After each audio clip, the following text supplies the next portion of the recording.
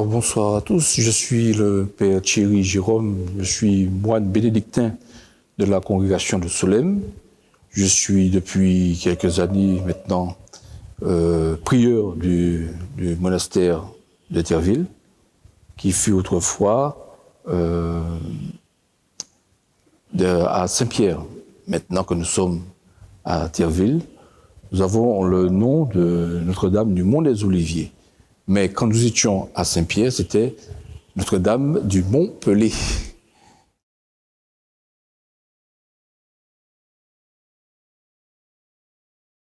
Alors l'origine vient de moines que l'on appelle Don Léon Scrignier, qui venait de l'abbaye de Saint-Pierre-du-Lac au Canada, qui à l'époque était prieur de ce monastère, qui a démissionné pour on ne sait quelle raison, et a décidé par l'instigation d'un Martiniquais qui était allé voyager au Canada, qui lui a demandé, mais est-ce qu'il pourrait venir en Martinique fonder un monastère?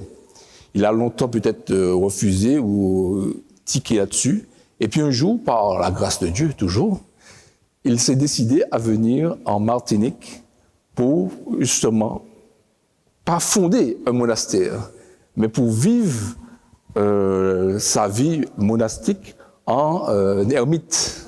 Il ne connaissait pas la Martinique où il allait aller fonder.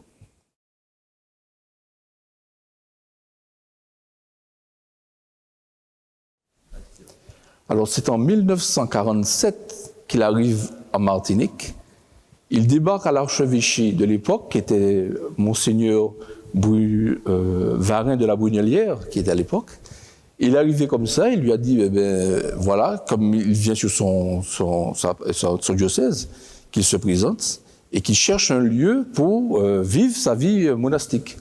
Et c'est ainsi que Monseigneur Varin de la Brunelière lui a dit, tiens, à Saint-Pierre, nous avons un site que nous cherchons justement à valoriser, redynamiser, si ça l'intéressait.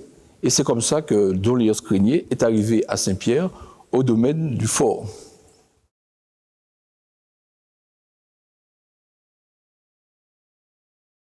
Alors, au début, comme Don Léon Scrignier est arrivé seul, il arrivait que je compare souvent son arrivée à la vie érémitique qui se passait en Égypte, où des hommes décidaient de s'isoler pour vivre une vie unique avec Dieu.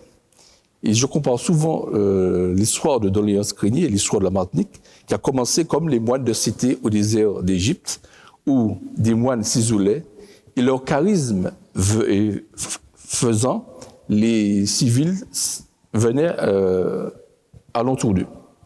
Mais pas seulement les moines de cité, ou les premiers moines, mais notre fondateur, dont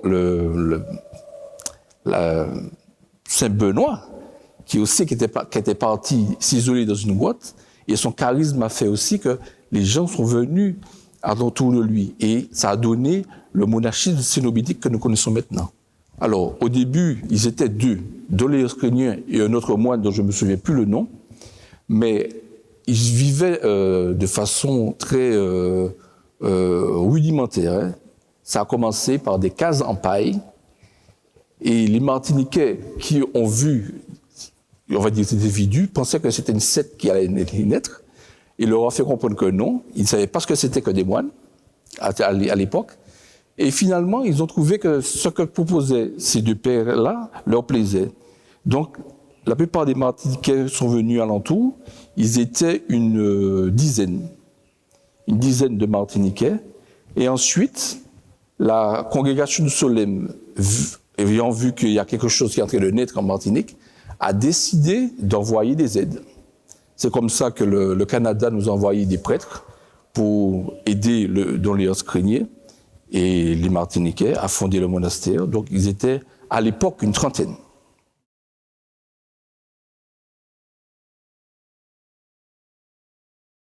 Alors ce qui a été construit, c'était d'abord un oratoire, un réfectoire et des chambres pour que les moines soient un peu plus de confort qu'ils avaient, parce que, comme je dis, c'était des cases en paille Et à un moment donné, vu que les Martiniquais venaient et que les fidèles aussi venaient en nombre participer aux offices et à la messe, donc il a fallu construire.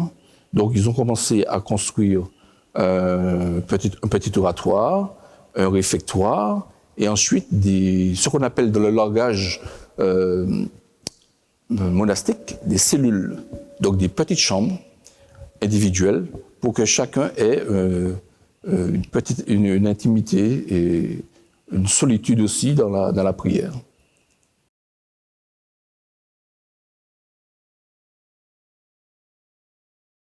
Alors, je pense que les moines ont contribué à rénover l'Église, qui n'était plus en activité pendant un certain temps. Il y avait un très beau maître-autel qu'on retrouve encore sur les photos.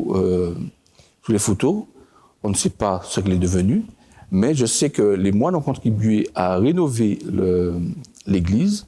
Et à l'époque, comme c'était la messe tridentine, il y avait plusieurs autels. Donc, il fallait quand même que chaque prêtre dise sa messe. Donc, c'est comme ça que, petit à petit, avec les moyens qu'ils avaient, car ils n'étaient pas nombreux, il n'y avait pas beaucoup d'argent, ils ont réussi à rénover l'église, qui est une très belle église d'ailleurs, et puis en faire un lieu de prière où la Martinique entière venait en pèlerinage pour vivre la vie avec les moines.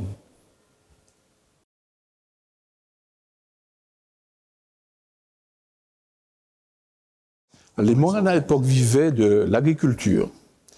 Ils avaient des champs et la terre était très fertile, donnait beaucoup de fruits et de beaux fruits. Donc les gens, il y avait un marché, les frères allaient vendre au marché d'ailleurs des légumes.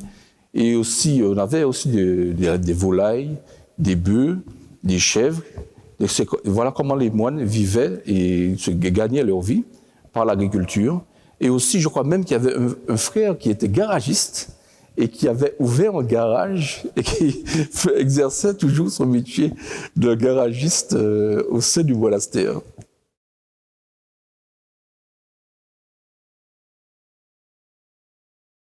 Alors, la journée de moine est organisée, comme dit la Bible, 7 fois par jour, je te loue, Seigneur.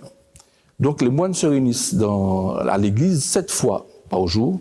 Donc, ça commence par les vigiles à 5h15 maintenant, mais autrefois, c'était beaucoup plus tôt que ça. Il y avait ce qu'on appelait les primes, qui étaient vers 2h du matin, qui maintenant a été supprimées. Donc, ça commence par les vigiles. Ensuite, nous avons les laudes. Après les laudes, nous avons un temps de réfection où nous allons prendre un petit déjeuner. Il y a la messe qu'on appelle conventuelle, la messe de couvent. Après la messe de couvent, chacun va à ses occupations, à son travail, à sa charge, ou à ses méditations. Et ensuite, nous avons, avant le déjeuner, une petite heure de prière qu'on appelle les sextes, qui veut dire 6e heure du jour en langage ancien. Et juste après le déjeuner, nous avons encore une petite heure qu'on appelle nonne, 9e heure du jour. Nous avons la louange du soir qui s'appelle les vêpres. Et nous finissons notre journée avec les complis, vers 20h40.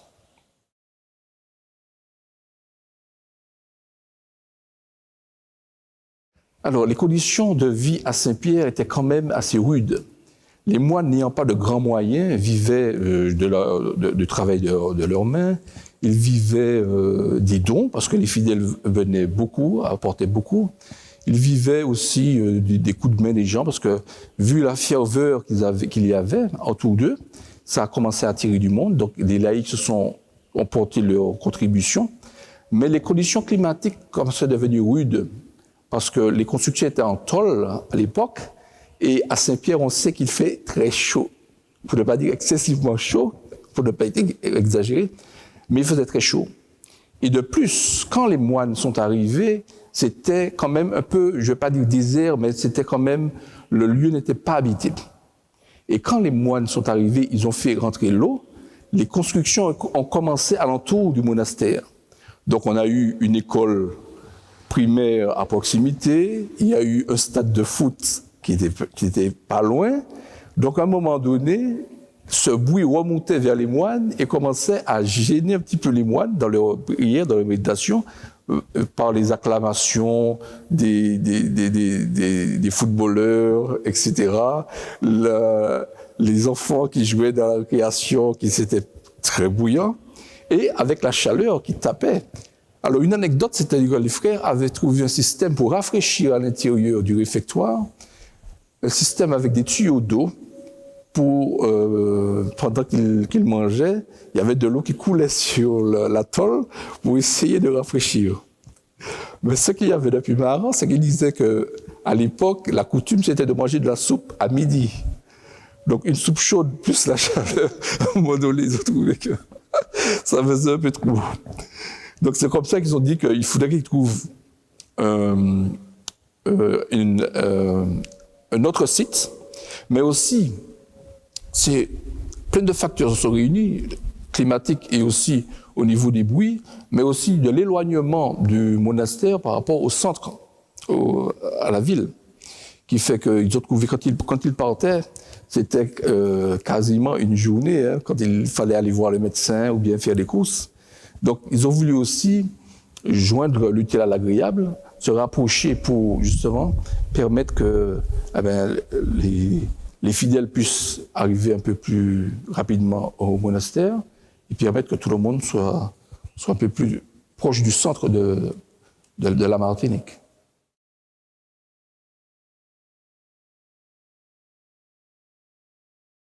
Alors je pense 10 ans après, donc en 1963, on a commencé à poser la première pierre ici à Thierville. C'est un domaine qui appartenait en grande partie à la famille Yangting, qui nous a énormément aidé à ce niveau-là, et qui nous a aussi offert des terres pour pouvoir justement construire le monastère.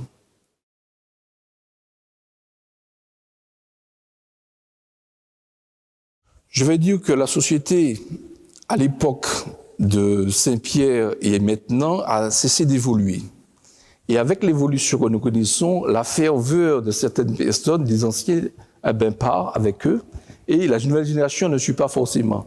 Donc, il y a eu, un ralentissement des vocations depuis que nous sommes là, qui fait que c'est une crise mondiale, hein, faut dire, hein. Et donc, nous sommes de 30, on était à Saint-Pierre, nous sommes maintenant 10 à Thierville. Mais nous ne perdons pas espoir que notre Seigneur Jésus-Christ va remédier et nous apporter beaucoup de vocations.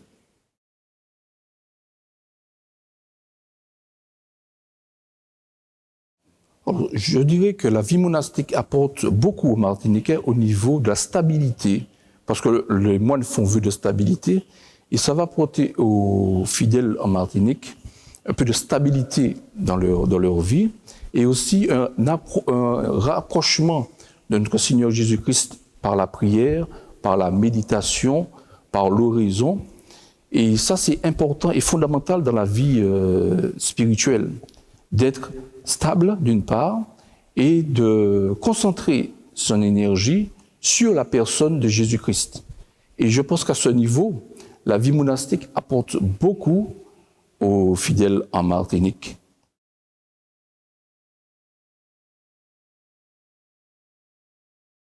Alors, quand les moines ont été fondés en Martinique, il n'y avait pas encore de bénédictines. C'est la branche féminine des moines.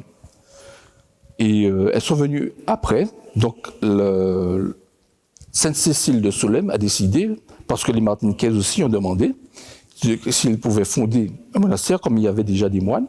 Et ils ont accepté. Et c'est comme ça que l'abbaye Sainte-Cécile de Solesmes est venue s'implanter au Carbet, qui n'était pas loin du monastère à l'époque, et maintenant est devenu un peu plus loin, c'est vraiment dommage, mais ça ne nous empêche pas de rester en lien avec elle, parce que nous faisons partie de la même famille.